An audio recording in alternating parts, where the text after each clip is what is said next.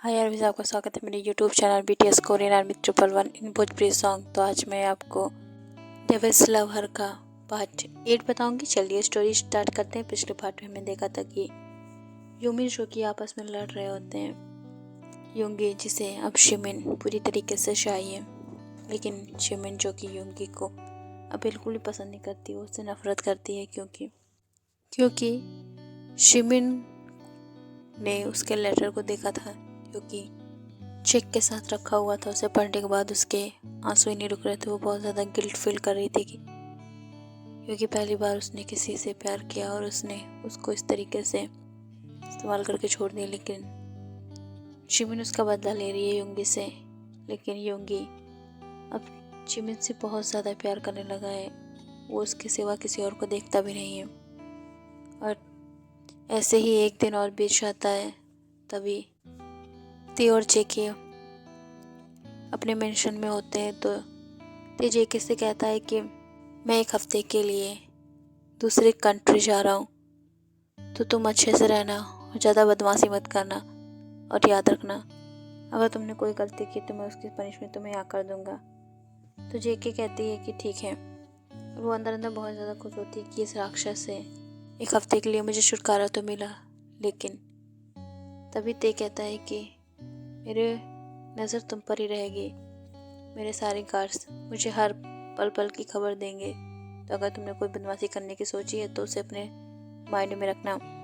जेके जो कि सोच रही होती है कि अब वो अपने लाइफ को फुल एंजॉय करेगी, लेकिन देख के वर्ल्ड उसे और ज़्यादा शौक आ देते हैं। लेकिन अब कुछ नहीं कर सकती है जेके। वो चुपचाप हाँ कर देती है। ते कहता है कि मैं आज ही निकल जाऊँगा, तो फिर जल्दी से रेडी हो जाओ कॉलेज के लिए। तो फिर ते जेके को रेडी करा देता है और कॉलेज पहुंच जाता है। लेक्चरर के साथ आज भी ते की बहस हो जाती है और वो उसे वार्न करता है कि आगे से मुझे टोकिएगा मत, वरना अंजाम बहुत बुरा होगा। यहाँ पर सभी कपल्स एक साथ बैठे होते हैं और बहुत ज़्यादा ही खुश होते हैं। हम दूसरी तरफ देखते हैं जो कि हॉबी होता है। वो किसी मीटिंग के सिलसिले में अपनी एक होटल में गया होता है, वहाँ रुका होता है। तभी उसके रूम में एक लड़की भागती हुई आती है और वो डोर को बंद कर लेती है और कहती है कि प्लीज़ मुझे कहीं छुपा लीजिए और इन लोगों से कह दीजिएगा कि मैं यहाँ पर नहीं हूँ। तो फिर हॉबी कुछ नहीं कहता है। वो लड़की तुरंत बाथरूम में चली जाती है और हॉबी कहता है कि इस लड़की का मैं क्या करूँ, ये शायद जानती नहीं कि मैं कौन हूँ और ये ऐसे मेरे बिना परमिशन के मेरे रूम में कैसे आ सकती है। वो उस लड़की को डांट रहा होता है। तभी वहाँ पर कुछ गुंडे आ जाते हैं। तो लड़की जो कि वॉशरूम में चली जाती है। जो गुंडे होते हैं वो देखने लगते हैं और कहते हैं कि क्या तुमने यहाँ पर किसी लड़की को देखा है? तो फिर हॉबी कहता नहीं और कहता निकल जाओ यहाँ से। तब वो गुंडे गुस्सा आ जाते हैं और हॉबी पर हमला करते हैं। तो हॉबी उसे एक पंच मारता, कहता आइंदा से मेरे पास मत आना। तुम्हें पता है मैं हॉन सक जुन हूँ और मेरे बड़े पापा मिस्टर किम हैं। तो वहाँ जितने भी गार्ड्स होते हैं सब डर जाते हैं और वहाँ से भाग जाते हैं। तो कहते हैं सॉरी सर, मुझसे बहुत बड़ी गलती हो गई है, अब प्लीज़ अच्छे से रहिएगा और हमें माफ़ कर दीजिए, प्लीज़ हमें कुछ मत करिएगा। और वो ये सब बोलकर वहाँ से चले जाते हैं। यहाँ पर वो लड़की बाहर आती है, लीसा होती है। और जब हॉबी कहता है तुम यहाँ पर क्या कर रही हो, तो फिर वो लड़की कहती है कि मुझे इन गुंडों से बचाने के लिए थैंक यू और मेरा नाम लीसा है। तो हॉबी कहता है तुम्हें पता नहीं कि मैं कितना बुरा हूँ, तो चली जाओ यहाँ से, तुम्हारे से कुछ भी हो सकता है। तो हॉबी की बात सुनकर लड़की कहती है कि आप मेरे साथ कुछ भी बुरा नहीं करेंगे क्योंकि आप एक अच्छे आदमी हैं जिसने मेरी जान बचाई है। तो मैं आपको बिल्कुल भी बुरा नहीं कहूँगी। और कहती है कि प्लीज़ मुझे आज रात के यहाँ रुकने दीजिए क्योंकि नीचे बहुत सारे गार्ड्स होंगे जो मुझे मार डालेंगे। तब हॉबी नीचे झाँकता है तो सच में गार्ड्स होते हैं। तो फिर वो कहता है ठीक है, तुम आज रात रुक सकती हो, लेकिन कल सुबह होते ही चली जाना। तो लिसा कहती है ठीक है, और वो बहुत ज़्यादा ही थक चुकी थी तो जल्दी से शावर लेकर आती है और वहीं सोफे पर सो जाती है। ऐसे ही अब हॉबी भी सो जाता है, वो भी बहुत ज़्यादा थक चुका था मीटिंग की वजह से। ऐसे हम कॉलेज में देखते हैं ते जो कि क्लास 4 होने के बाद ही कहता है जेके से मैं जा रहा हूँ। तो जेके कहती है ठीक है, वो बहुत ज़्यादा खुश हो जाती है। तो ते कहता है कि बहुत ज़्यादा खुश हो। तो फिर जेके कहती है कि ऐसा कुछ नहीं है। तो फिर ते कहता है कि ठीक है, और उसे एक कार की चाबी देता है और फ़ोन देता है नया। तो फिर जेके खुश हो जाती है और कहती है कि तुम मुझे कार की चाबी दे रहे हो। तो ते कहता है कि हाँ, लेकिन किसी के साथ घूमने मत निकल जाना और अपना ख्याल रखना, और अगर तुमने बदमाशी करने की कोशिश की तो मैं तो तुम्हें देखता ही रहूँगा, फिर आके तुम्हें पनिश करूँगा। अब ते निकल जाता है। जेके जो कि बहुत ज़्यादा खुश होती है और वो सबको अपनी कार की चाबी दिखाती है और कहती है मेरे बॉयफ्रेंड ने मुझे गिफ्ट की, जिससे सभी शॉक हो जाते हैं और कुछ नहीं कहते हैं। और जेके जो कि दौड़ के अपनी कार की तरफ जाती है, तभी आरएम कहता है कि तुम्हारे साथ गार्ड्स भी जाएंगे, तुम ऐसे नहीं जाओगी।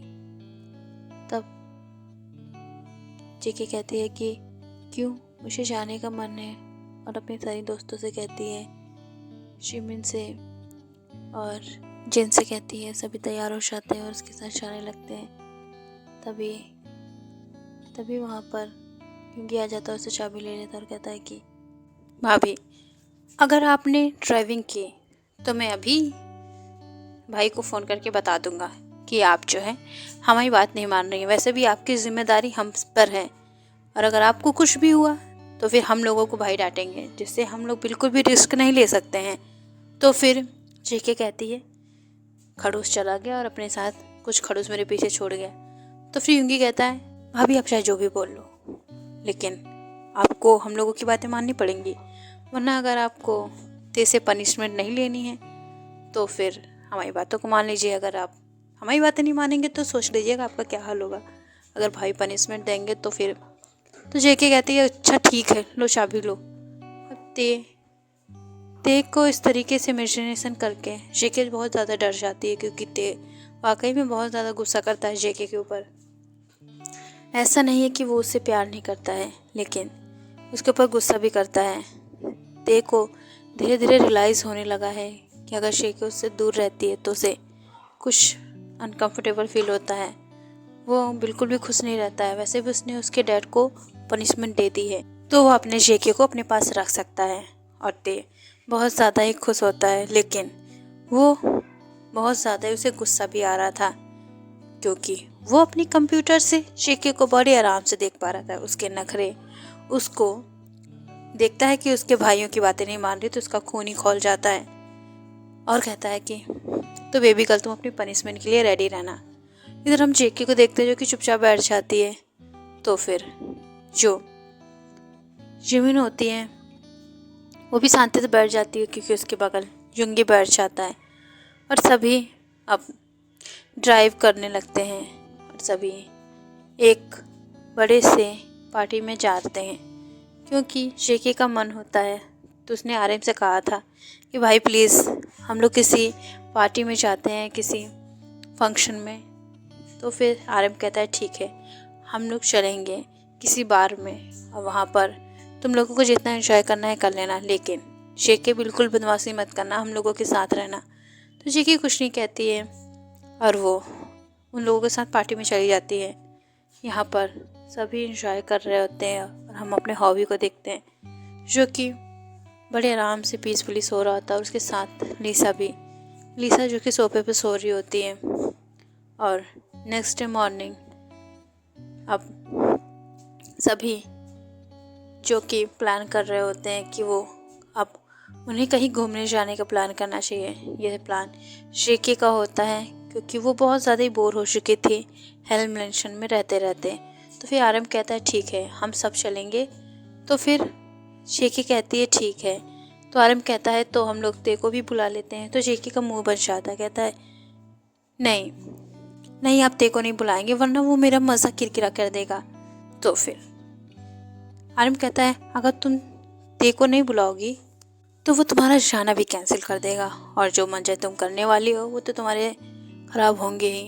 अब जेके वो जो किस तरह से मुँह बना लेती है और कहती है भाई आप हमें हमेशा देखी धमकी क्यों देते रहते हैं। तो फिर आर्यन कहता है कि क्योंकि तुम उसी की बातों से मानती हो, इस वजह से अगर तुम हमारी बातें मानो तो हम तुम्हें ना टॉर्चर करें। तो फिर जेके अब चुपचाप बैठ जाती है और कहती है ठीक है। तो सभी जो कि अपनी अपनी पैकिंग कर रहे होते हैं और बहुत ज़्यादा ही खुश होते हैं। तभी हम देखते हैं कि जिमिन एक हॉस्पिटल जाती है और कहती है कि मुझे अबॉर्शन कराना है और बहुत ज़्यादा ही डॉक्टर से समझाने की कोशिश करती है कि ऐसा मत करो। तो फिर वो कहती है कि नहीं। तो फिर ऐसे ही उसका अबॉर्शन भी हो जाता है। नर्स उसे समझाने की कोशिश करती है लेकिन वो नहीं मानती। युंगी जो कि बहुत देर से उसका फ़ोन ट्राई कर रहा था लेकिन नहीं लगता है और उसकी लोकेशन को ट्रेस करता है तो उसे पता चलता है कि जिमिन हॉस्पिटल में है। तो वो तुरंत ही उस हॉस्पिटल में जाता है और वहाँ पर एक नर्स से पूछता है कि जिमिन कहाँ पर है। तो उसे पता चलता है कि उसने अभी भी ऑपरेशन कराया है जिस वजह से उसे रेस्ट करना है। अब युंगी जो कि बहुत ज़्यादा गुस्सा हो जाता है क्योंकि उसे पता है कि उसका ही बेबी है जिसे जिमिन ने ख़त्म कर दिया है। अब वो तुरंत ही जाता है जिमिन के पास और उसे गुस्से से पूछता है कि तुमने आखिर ऐसा क्यों किया। तो फिर जिमिन कहती है वैसे तुम्हें ही नहीं बचना चाहिए था, तुमने उस लेटर में लिखा था कि पेन किलर्स ले लेना और उस दवा को भी ले लेना जिससे तुम्हारा बेबी ना रहे। इस वजह से मैंने उसे इस दुनिया में नहीं लाया क्योंकि मैं किसी को इस तरीके से अपने पास नहीं रखना चाहती हूँ और मैं किसी को बोझ तले नहीं दबाना चाहती हूँ। मैं उन लड़कियों में से नहीं हूँ जो कि बच्चे के नाम पर लड़कों को अपने पास रख लेती हैं और उन्हें टॉर्चर करती हैं। तुम्हें नहीं चाहिए था, इस वजह से मैंने उसे मार डाला। अब युंगी बहुत ज़्यादा गुस्से में कहता है कि तुम्हें कैसे पता कि मुझे वो बेबी नहीं चाहिए था, आखिर वो मेरा बेबी है और तुमने जो भी किया है मैं उसे पनिशमेंट तुम्हें ज़रूर दूंगा। और वो उसे अपनी गोद में उठाता है तो वहाँ पर नर्स आके कहती है आप इसे नहीं ले जा सकते हैं। तो युंगी जो कि जिमिन से कहता है कि तुम्हें तो चलना पड़ेगा और वैसे भी अब हम लोग गोवा जाने वाले हैं तो फिर मैं तुम्हें प्रिपेयर करूँगा। और जिमिन जो कि कहती है कि मुझे अभी रेस्ट करना, अभी 1-2 दिन तो मैं रेस्ट करूँगी। फिर युंगी कहता है हाँ 1 दिन तुम्हें रेस्ट करना है ना, चलो। और वो अपने फार्म हाउस पर लेकर जाता है और वहाँ पर उसे बहुत ज़ोर से बैठाता है जिससे उसे पेन होता है। तो कहता है कि तुम्हें अब पेन हो रहा है, तुमने मेरे बेबी को मार डाला तो सोचो मुझे कितना पेन हो रहा है। जिमिन जो कि उसके एक्सप्रेशन देखकर उसे भी बहुत ज़्यादा बुरा लगता है कि आखिर उससे गलती हो गई। लेकिन वो युंगी से कहती है तुम्हारी गलती है, तुम्हारी वजह से मैंने अपना बेबी खोया है। अगर तुम उन पैसों के साथ वो चिट ना छोड़ते तो शायद आज हमारा बेबी हमारे पास होता। तो फिर युंगी कहता है कि तुमने मेरे बेबी को मारा है, मैं तुम्हें नहीं छोड़ूंगा और बहुत जल्द तुम्हें अपना बना लूँगा। वैसे भी तुम्हें बहुत ज़्यादा शौक़ है ना मुझसे दूर जाने का, तुम मुझसे नफ़रत करती हो ना, अब तुम मुझसे बिल्कुल भी दूर नहीं जा पाओगी। और यहाँ पर युंगी जो कि उसे किस करने लगता है। जिमिन की हालत बहुत ज़्यादा नाजुक होती है, उसे अभी भी पेन हो रहा था लेकिन युंगी जो कि उसे बहुत ज़ोर से किस कर रहा था। तो कुछ देर किस करने के बाद उसे छोड़ देता है और उसे हक कर सो जाता है। और जिमिन जो कि थकी होती है वो भी सो जाती है, वो भी कुछ नहीं कहती है। ऐसे ही युंगी और जिमिन एक रात ऐसे ही साथ में सोए रहते हैं और बहुत ज़्यादा ही जिमिन को गुस्सा आता है युंगी पे कि आखिर ये आदमी कैसा है, इसने पहले इस तरीके से मुझे चिट भेजा और अब मुझे इस तरीके से जता रहा जैसे मैं इसकी बीवी हूँ। और वो यही सब सोचकर वो भी सो जाती है। और इधर देखते हैं कि सभी पैकिंग कर रहे होते हैं और सभी बहुत ज़्यादा एक्साइटेड होते हैं और युंगी भी अब जिमिन को लेकर आ जाता है। यहाँ पर ते को भी सब बता देते हैं कि वो फॉरेन कंट्री जा रहे हैं और बहुत ज़्यादा इंजॉय करेंगे, वो बीच वाली जगह पे जा रहे हैं और सब बहुत ज़्यादा ही खुश होते हैं। और यहाँ पर जेके सबसे ज़्यादा खुश होती है और सभी एक प्राइवेट जेट बुक करते हैं जो कि उनका पर्सनल होता है, उसे तैयार करवाते हैं और उसी में बैठकर निकल जाते हैं। और उस जगह में बहुत ज़्यादा ही खूबसूरती होती है। जेके देखती है कि वो मालदीव पर आई है तो बहुत ज़्यादा खुश हो जाती है और कहती है कि भाई आप लोग बहुत ज़्यादा ही प्यारे हो, आप लोगों की वजह से मैं यहाँ पर आ पाई।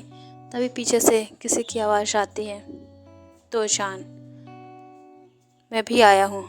जब वो पलटती तो उसकी जान ही हलक में अटक जाती, क्योंकि वो कोई और नहीं किम तेहोन होता है।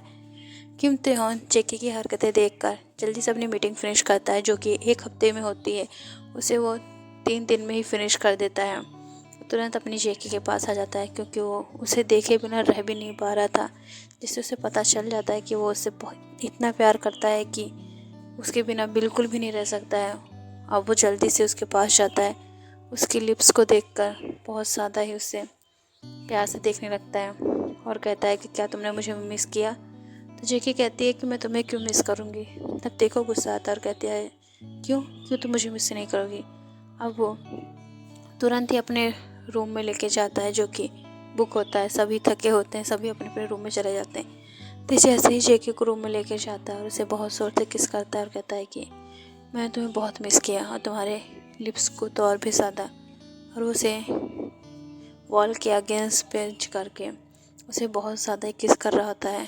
ओके यार, मैं इस पार्ट को मैं एंड करूँगी। नेक्स्ट पार्ट में जानेंगे कि अब ते कुक एक दूसरे के प्यार में किस हद तक गिर सकते हैं। क्या जेकी को भी ते से प्यार होगा, या फिर जेकी इसी तरीके से ते से नफरत करेगी, और जिमिन और योंगी के बीच में ये सब कब निपटेगा, कब सही होगा, ये सब तो हमें अब आगे के पार्ट्स में भी पता चलेगा। तो सरांगी आर्मीज़, आप लोगों की स्टोरी अच्छी लग रही है तो लाइक करिए, कमेंट कीजिए, और ज़्यादा से ज़्यादा मुझे कमेंट करके ये बताइए कि स्टोरी अच्छी है या फिर नहीं। तो बाय आर्मीज़।